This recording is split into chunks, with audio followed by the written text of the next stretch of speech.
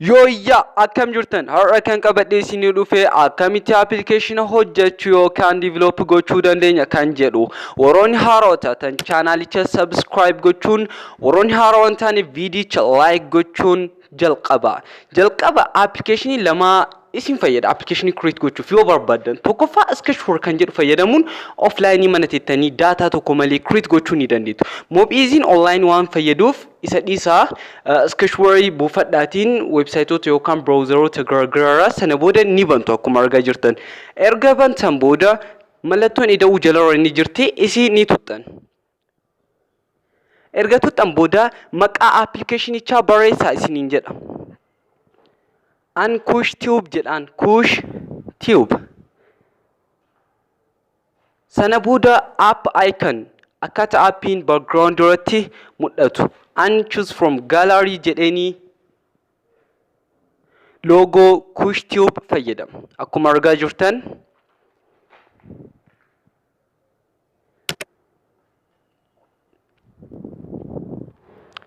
Okay, create app kan jedhu tuttu sana booda akkuma argaa jirtan isiniif dhufa arga dhufe booda linear vertical kan jedhu gachuu qaastanii gara screen irraa fiddu sana booda width kan jedhu tuttu width erga tuttan booda akkuma argaa jirtan match parent kan jedhu jira isa tuttanii select kan jedhu tuttu sana booda linear horizontal kan jedhu gachuu qaastanii gara olii fiddan. Sana booda colors background color size jiruun barbaade jira scroll gootu kan gadi gara ladda scroll gootu sana booda akkuma argaa jirtan background color kan jedhu jira okay roolufe background colors isani tuttu sana booda an light blue kan jedhu filadha isin kan barbaadan filadha light blue kan jedhu filadha sana booda text view kan jedhu jira.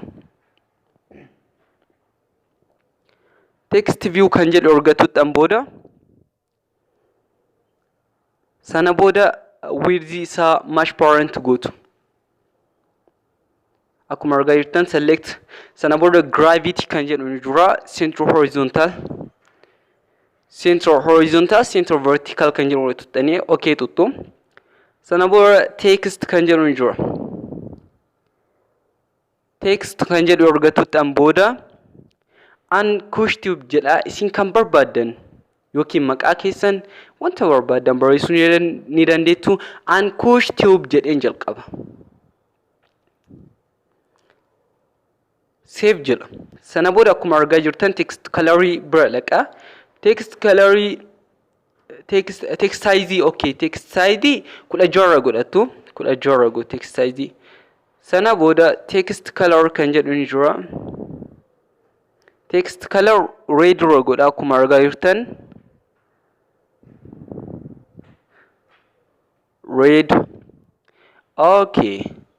sana booda akkuma argaa jirtan text style isaa bold godheen jira isinis kan barbaadan boldiin baay'ee attractive waan ta'eef baay'ee nama rakkisa waan ta'eef sana booda web view kan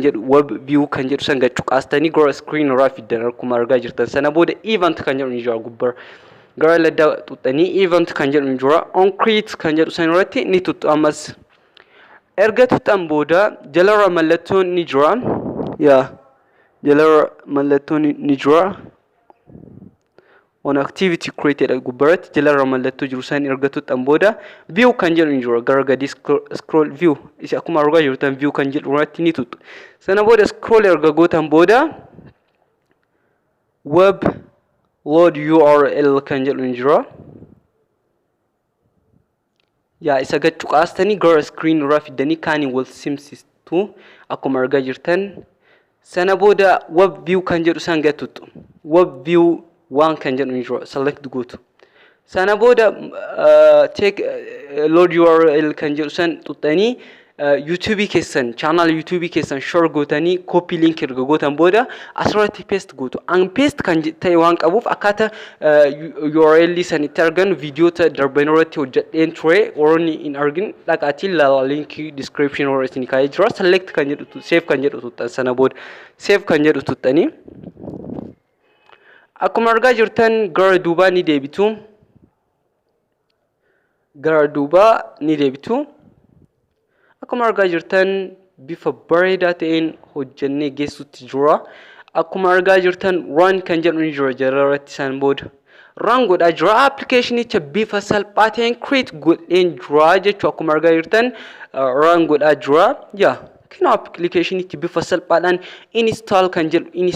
jedhu naaf dhufee jira. Kunoo application'i kiyya hojjedheen jira. Open kan jedhu yeroo tuqu akkuma argaa jirtan bifa kana fakkaatuun naaf dhufee jira. Horoonni hojjettanii isiniif milkaa'uu dide yookaan gaaffii fi yaada yoo qabaatan karaa comment irratti naaf barreessaa. Video technology wal qabatu haalawwan yeroo wajjin wal qabatu ni argattu. Channel horoonni haaraa taatan subscribe